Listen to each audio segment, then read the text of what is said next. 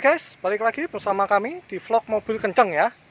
Kali ini kita akan membahas perbedaan antara top mount intercooler dan front mount intercooler ya. Top mount ya artinya top, intercoolernya posisinya berada di atas mesin ya, sedangkan front mount posisinya berada di depan, biasanya di bumper seperti ini guys ya. Nah, pabrikan kenapa sih bikin dua versi seperti itu? Jadi ada kelebihan dan ada kekurangan dari masing-masing tipe pemasangan. Kita mulai dari yang paling umum dulu ya, front mount intercooler. Kenapa intercooler ditaruh di depan? Nah, kita bisa lihat di sini ruang mesin sudah penuh guys ya. Jadi kalau mau naruh intake lagi di atas kan sudah nggak mungkin. Akhirnya ditaruhlah di depan. Nah, kebetulan yang kita bahas kali ini Mitsubishi Galant VR4 Twin Turbo. Jadi turbonya ada dua, depan dan belakang ya.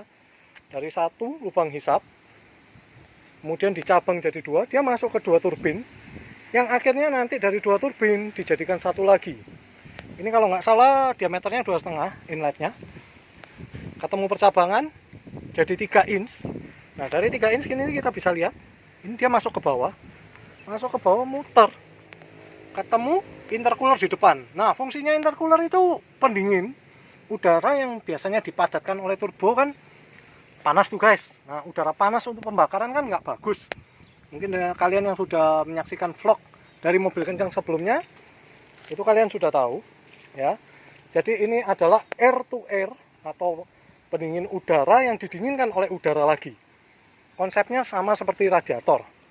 Cuman kalau radiator kan water to air, water cooled ya. Kalau ini air cooled ya jatuhnya, udara yang didinginkan oleh udara. Jadi udara panas yang lewat kemari ini disebarkan ke intercooler ya, ke pipa-pipa plat-plat kecil ini. Kemudian ada kisi-kisi ya. Ini biasanya fungsinya kisi menerima angin yang nabrak ke bumper untuk mendinginkan udara yang lewat. Jadi udara yang dari sini ke sini otomatis yang di sini lebih dingin guys. Nah, setelah dari sini kita bisa lanjutkan yang pipa yang sudah saya lapisi heat wrap warna emas. Ini fungsinya juga agar nggak gampang kepanasan lagi dan masuk ke throttle body. Nah, jadi udaranya didinginkan terlebih dahulu. Terus apa aja sih kelebihan front mount intercooler? Oke, karena pemasangannya front mount di depan, otomatis luas bidangnya lebih besar. Jadi daya dinginnya jauh lebih baik.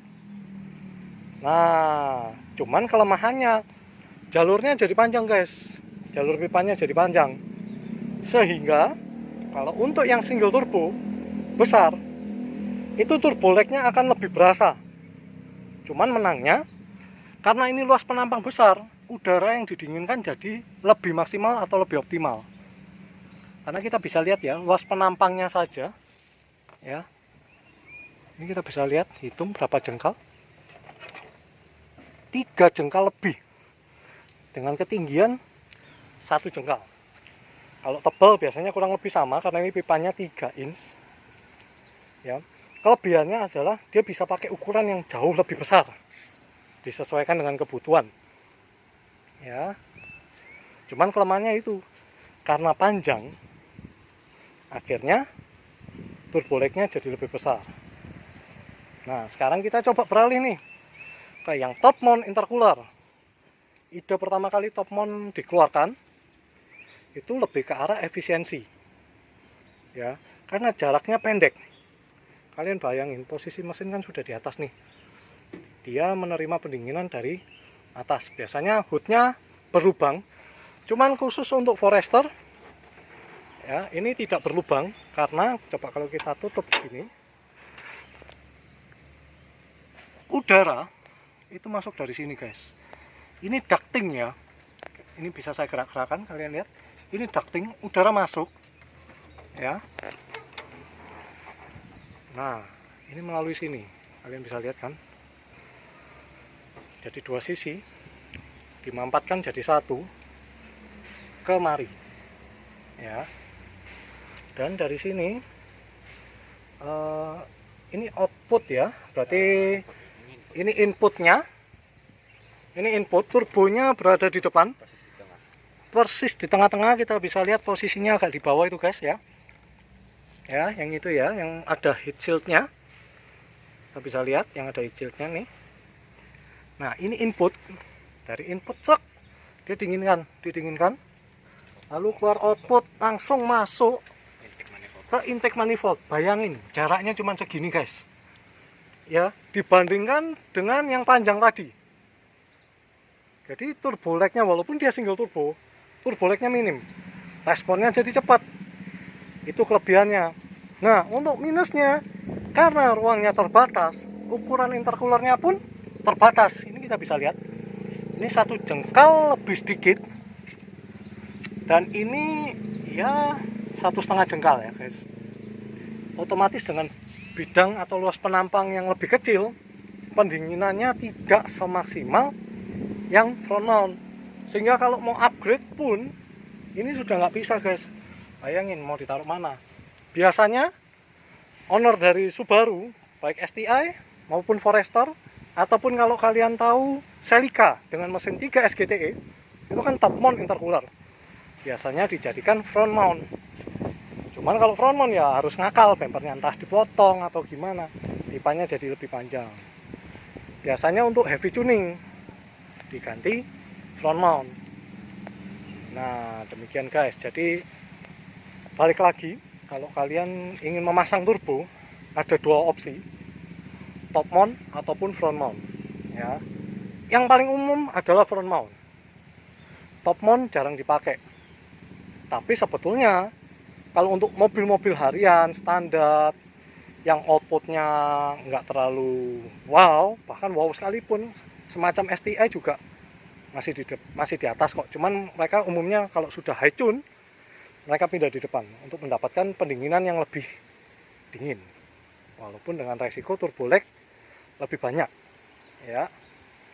Nah, kalau kalian bisa lihat di mobil harian seperti Fortuner, mereka juga top mount guys. Makanya ada hood scoop di kap mesinnya. Nah, itu dia tadi perbandingan antara front mount dan top mount, punya kelebihan dan kekurangan masing-masing. Dan satu lagi, biaya. Otomatis dengan pipa sebanyak itu, hasilnya lebih mahal. Ini lebih ringkas. Jarak bikin pipa aja lebih pendek.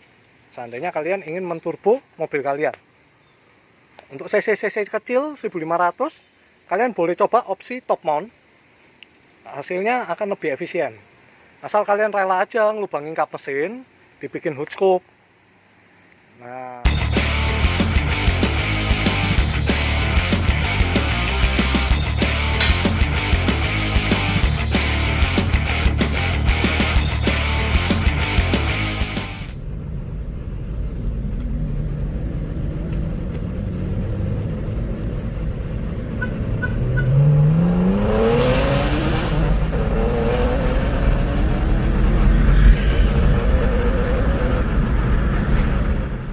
oke guys, itu tadi penjelasan perbandingan kekurangan dan kelebihan antara top mount intercooler dan front mount intercooler.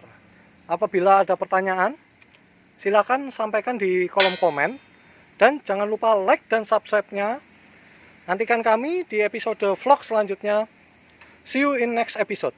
See ya.